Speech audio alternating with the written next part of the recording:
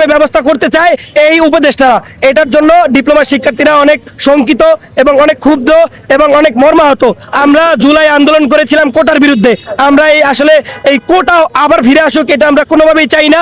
আর একটা বিষয় আপনারা জানেন, উন্নত বিশ্বে প্রায় 60 থেকে 70% পলিটেকনিক এবং কারিগরি শিক্ষার্থী রয়েছে, কিন্তু দুঃখের বিষয় আমাদের বাংলাদেশে মাত্র 17 থেকে 18% কারিগরি শিক্ষার্থী রয়েছে। একটি দেশে যদি কারিগরি শিক্ষা ব্যবস্থা ভালো না হয়, তাহলে সেই দেশ কখনোই উন্নয়নের দিকে এগিয়ে যায় না, উন্নত হতে পারে না। আমাদের বাংলাদেশকে আসলে যদি সত্যি সত্যি উন্নত কান্ট্রি করতে চান, আপনাদেরকে দয়া করে বলবো কারিগরি শিক্ষাকে এগিয়ে নেন এবং টেকনিক্যাল শিক্ষাকে আরো সামনের দিকে এগিয়ে নিয়ে যান। আরেকটি শেষ কথা বলে শেষ করে দিব।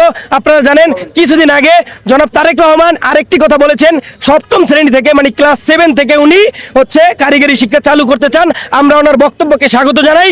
যদি হচ্ছে যে ওনাদের কাজটা করতে পারে, তাহলে এই বাংলাদেশের জন্য অনেক উপকৃত হবে বলে মনে করি। যেই সরকারই আসুক, আমি হচ্ছে জামাত হোক, বিএনপি হোক, বাংলাদেশ জাতীয়তাবাদী দল যদি বিএনপিও হয় বা যেই দলই আসুক, আমরা আসলে সরকার যাতে, যেই নতুন সরকার আসবে তারা যাতে কারিগরি সেক্টর নিয়ে কাজ করে। আগামীকাল 6 তারিখ আমাদের একটা উপসহকারীর পরীক্ষা আছে পানি উন্নয়ন বোর্ডের। সেই পরীক্ষাটা আমরা স্থগিত করার জন্য এই কর্মসূচি করতেছি চাই। কারণ হচ্ছে আমরা সবাই হচ্ছে নির্বাচনমুখী, তো যেহেতু নির্বাচনের এত কাছাকাছি সময়, এই সময়ে আমাদের ক্যাম্পেইন করা প্রয়োজন এবং কি আমাদের মধ্যে অনেকেই তারা দূর দূরান্তের মানুষ তারা চলে গেছে, তাই জন্য আমরা এই পরীক্ষাটা দিতে চাচ্ছি না। আবার শুধু এটাই পরীক্ষা নয়, আমাদের 20 তারিখে রিটেন। তো 6 তারিখে পরীক্ষা দিয়ে যদি আমরা বাড়ি যাই, আবার যদি ভোট ক্যাম্পেইন করি, ভোট দিয়ে আবার কবে আসবো, কিভাবে রিটেন দিব, প্রিপারেশন কিভাবে নিব, মানুষ তো একটা প্রিপারেশন বলতে রিভাইজের তো একটা ব্যাপার থাকে, এই সময়টাও তো আমরা পাবো না।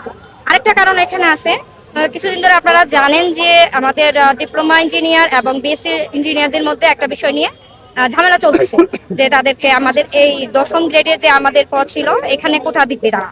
এই কোঠার পরিবারে আমরা হচ্ছে করতেছি, এর মাঝখানে আবার হচ্ছে পরীক্ষাটা ওদের ওখানে বুয়েটে ফেলছে। তো আমরা ওখানে নিরাপত্তা সংকটেও ভুগতেছি যে আমাদের ওখানে পরীক্ষা হলে আমাদের উপর হামলা হতে পারে, কারণ তারা এই সময়ে এই প্রশ্নগুলো মীমাংসিত বিষয় নিয়ে করতেছি এই জন্য যাতে নির্বাচন বানচাল করতে পারে। তার মধ্যে যদি আমরা ওখানে পরীক্ষা দিই, আমাদের উপর যে কোনো রকম হামলা আসবে না সে নিশ্চয়তা কে দিবে। এই জন্য এই বিষয়টা যে পর্যন্ত না হচ্ছে, তাই জন্য কর্তৃপক্ষের কাছে আমরা এটা আবেদন করতেছি যে এই বিষয়টা আগে একটু স্থিতিশীল হোক, নির্বাচন যাক, তারপর আমরা পরীক্ষায় বসবো। আচ্ছা, তাহলে কি আমরা বলতে পারি যে আপনারা বুয়েটে পরীক্ষা দিবেন না? বুয়েটে অবশ্যই পরীক্ষা দিব, আমরা এখন দিব না, না এভাবে বলতে পারেন না, কারণ আমরা বুয়েটে পরীক্ষা দিব এখন দিব না, এটা সময়ের জন্য দিচ্ছি। আমরা আপাতত নির্বাচনের আগে পরীক্ষাতে বসতে চাচ্ছি না, নির্বাচনের পরে যথাসময়ে আবার যদি যে কোনো টাইমে আমরা হচ্ছে পরীক্ষায় বসবো।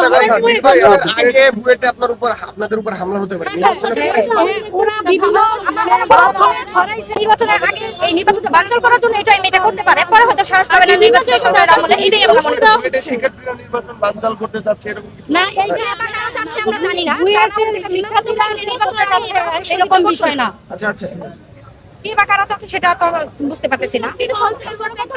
ভোট থেকে কেউ থাকতে পারে, কারণ আপনার ভারতে মারছিল ভোটের মানুষরাই, তো ভোটে কি ভোট ঠিক নেই? সবাই তো ওখানে ভালো, তাদের বিচার হয়েছে হয়নি, তো তারা তো ওখানে এখনো আছে। আবার এই নির্বাচনের এরকম গুরুত্বপূর্ণ একটা সময়ের আগে আগে এই 2 শ্রেণীর ইঞ্জিনিয়ারদেরকে এইভাবে উস্কানি দিয়ে এইভাবে একটা ঝামেলা তৈরি করতেছে, তো ওরা তো ওখানে গেলে পরে করবে না, সে নিশ্চয়ই তো আমরা দিতে পারবো না, আমরা পাচ্ছি না।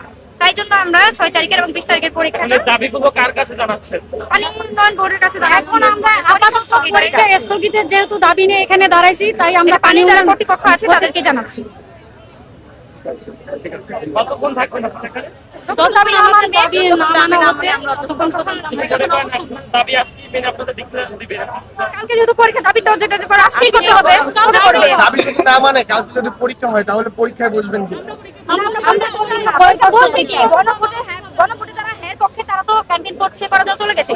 আমরা 40 লক্ষ স্টুডেন্ট আছি ডিপ্লোমা ইঞ্জিনিয়ার এখানে। আপনার কি মনে হচ্ছে সবাই আমরা গাজীপুরের? আমরা তো গাজীপুরের না, সারা বাংলাদেশে চট্টগ্রাম, তারপরে হচ্ছে পঞ্চগড়, সিলেট, রাজশাহী সব জায়গার মানুষ এখানে আছে, তা তো চলে গেছে। আজকে যদি আপনাদের দাবি না মানে তাহলে পরবর্তীতে কি করবেন?